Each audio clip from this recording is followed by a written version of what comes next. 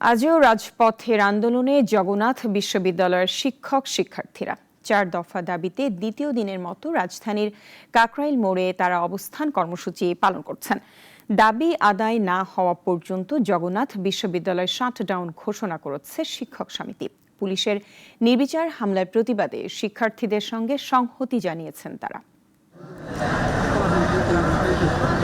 আবাসন সমস্যা সমাধান সহ শুরুতে মূলত ৩ দাবি নিয়ে জগন্নাথ বিশ্ববিদ্যালয়ের শিক্ষার্থীরা আন্দোলনে নামে গতকাল। শুরু করে প্রধান উপদেষ্টার বাসভবন অভিমুখে লং মার্চ, মুখোমুখি হন পুলিশি হামলার।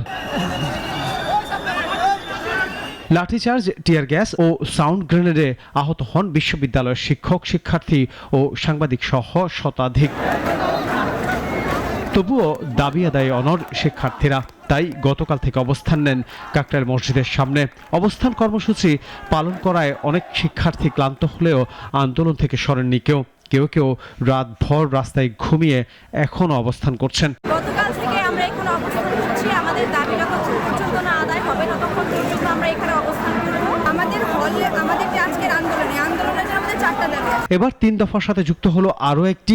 গতকাল শিক্ষার্থীদের ওপর পুলিশের অতর্কিত হামলার সুষ্ঠু তদন্ত ও দোষীদের দৃষ্টান্তমূলক শাস্তি নিশ্চিত করতে হবে। 2005 এ ভার্সিটি হওয়ার পর এখন 2025 চলতেছে। 20 বছর যাবত একটা ভার্সিটির হল নাই। বলতে পারে বিসিকে 6 ঘন্টা বসিয়ে রেখে থ্রেট দিতে পারে যে আপনাদের এই অপরাধের ঘটনাটা আপনারাই দায়ী এবং আপনারা যদি এখান থেকে শাস্তির মধ্যে না করিয়ে নিয়ে যান তাহলে আমরা। শিক্ষার্থীদের দাবির সাথে শুরু থেকে আছেন শিক্ষকরা। আজ নতুন করে শিক্ষক সমিতি ঘোষণা দিয়েছে, দাবি আদায়ের আগ পর্যন্ত জগন্নাথ বিশ্ববিদ্যালয় শাটডাউন চলবে। অনুষ্ঠিত হবে না বিশ্ববিদ্যালয়ের কোনো শিক্ষা ও পরীক্ষা কার্যক্রম। আমি পুলিশ ভাইদের দৃষ্টি আকর্ষণ করছি, আপনারাও আমাদের শত্রু না। আপনার সন্তানের গায়ে আপনি কখনো লাঠি দিয়ে আঘাত করতে আসবেন না। সেখানে আমি নিজ চোখে দেখেছি, আমার সামনে টিয়ার গ্যাস নিক্ষেপ করার পরেও যখন আমার বিশ্ববিদ্যালয়ের প্রাণপ্রিয় ছাত্রছাত্রীবৃন্দ সেখানে বসে শান্তিপূর্ণভাবে আন্দোলন করে সেখানে পুলিশ লাঠিচার্জ করেছিল। আপনাদের যৌক্তিক আন্দোলনের পাশে জগন্নাথ বিশ্ববিদ্যালয়ের সকল সাবেক ছাত্রছাত্রী আপনাদের পাশে আছে।